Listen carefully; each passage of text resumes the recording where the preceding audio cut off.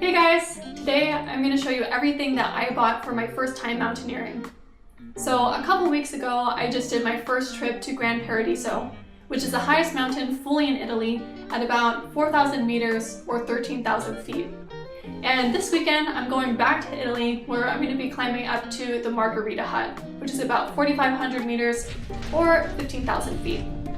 So I'm going to walk through all the gear that I had to buy for these trips, starting from our least expensive things to some of our pricier and more expensive gear.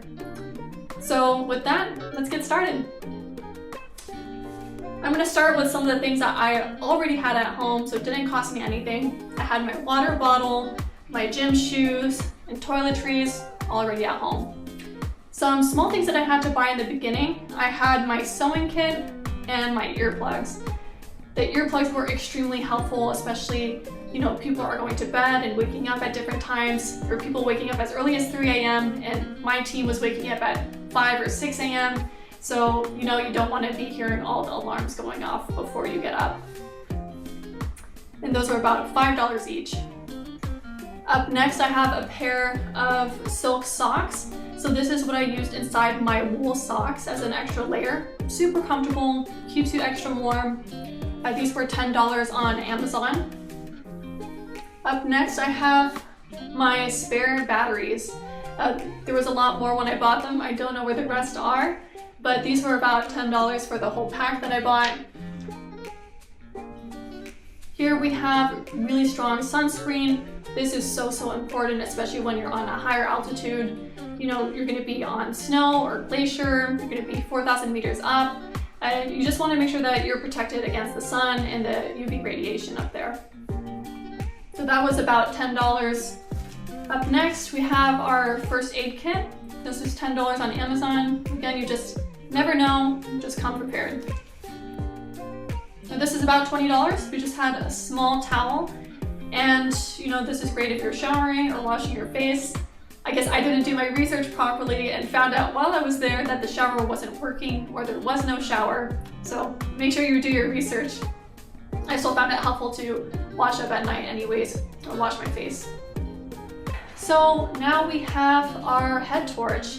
So this is typically going to be when you're climbing in the early mornings. Maybe you're starting at 3 a.m. This will be really helpful for you then.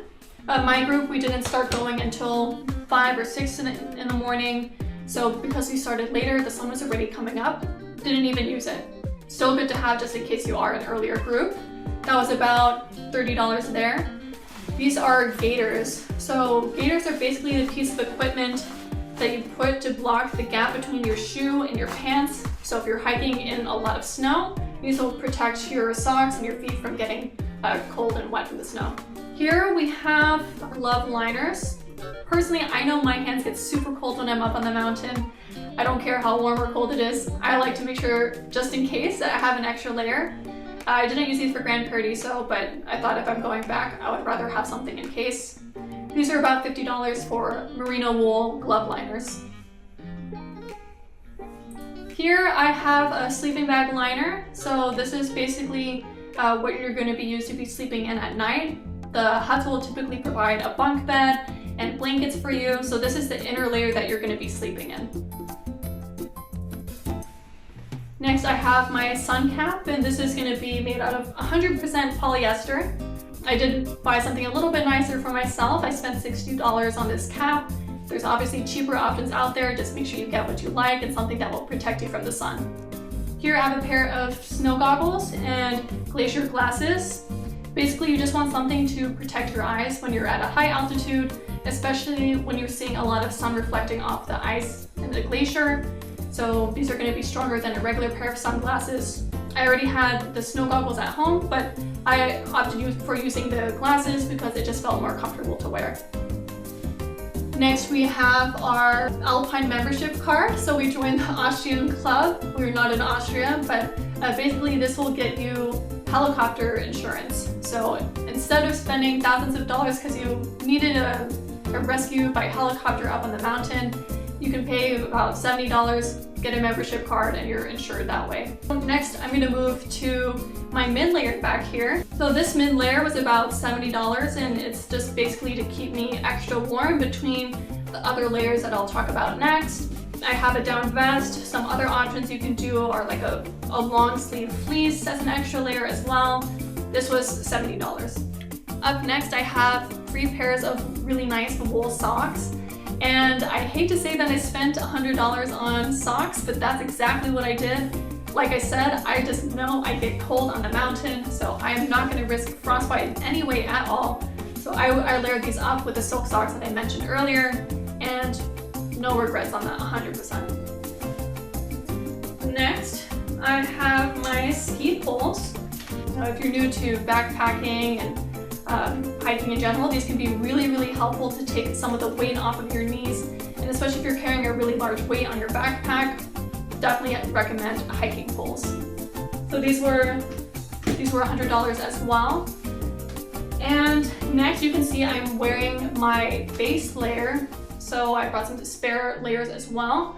But this is just basically, I used a sports t-shirt, and then I did buy a pair of hiking pants. So these are really good for being super light and mobile, protects you from the wind. I used it the whole trip, it was $100. I think it was worth every penny. So now, above the $100 mark, I have my ski gloves or snow gloves. And I've said this before, I'll say it again. I do not want my hands to be cold when I'm trying to climb a mountain for the first time. So I bought a really nice pair of snow gloves that kept my hands nice and warm. And something I really like about these is it's really mobile and I can move my fingers and hands really well when I'm climbing or using my poles. So make sure you find the right pair of gloves. Next, I have my ice axe. So did I need to buy an ice axe? No, but I paid $150 for a nice souvenir. You can just rent this from your guide or in the mountain for much cheaper. But if you know you're going to be doing more hikes, it can be a worthwhile investment to make sure that you have the right length. So that was $150, and now we're going to be moving on to some of our more expensive gear. This is the Osprey Mutant 38 liter backpack. This was such a great investment, but again, like I said, this is my first time backpacking, so I'm really not used to carrying a lot of gear. This was super comfortable the entire time for 3 days, and I think this was the greatest investment, and definitely a bang for its buck. This was $160, definitely worth it. Here I have my Salomon hiking boots. These were about $200. I've been using them for every single hike that I've done since I bought them, and they're super comfortable. There's other brands out there as well with a wide range of prices, so make sure you get the ones that are right for you and that are going to be comfortable. So now we're going to move back up there. This is absolutely my favorite thing that I bought on this trip. This is going to be my soft shell layer. So yes, I did splurge and I got a pink Arc'teryx one because, you know, for the summit photo, that's what I wanted. And like I said, there's a lot of different options and a lot of different brands. I love this jacket so much. I think I'm going to be wearing it even when I'm not hiking and just even for walks in the park. It just makes me so happy to wear. Last but not least, we have our most expensive pieces of gear. We have our Gore-Tex layer. So I have a pair of Gore-Tex shell pants and a Gore-Tex shell jacket as well. So the pants I got from North Face while it was on sale from the summer season. This is about $250 on sale. So while I save some money there, do know that these pieces are going to be a little bit more expensive anyways compared to everything else. And up here, I do have my pink Arc'teryx jacket, and I did spend $600 on this jacket.